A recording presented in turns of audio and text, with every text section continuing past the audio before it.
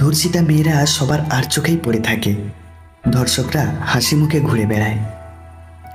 একটা ছেলে চাইলে বছরের পর বছর বিয়ে না করে শেষ বয়স অবধি একা কাটিয়ে দিতে পারে, অথচ একটা মেয়ে একটু বড় হলেই পাড়া প্রতিবেশী সহ সমাজের ঘুম হারাম হয় এই চিন্তায় যে মেয়েটা আধবুড়ো হয়ে গেছে, এখনো কেন বিয়ে দিচ্ছে না।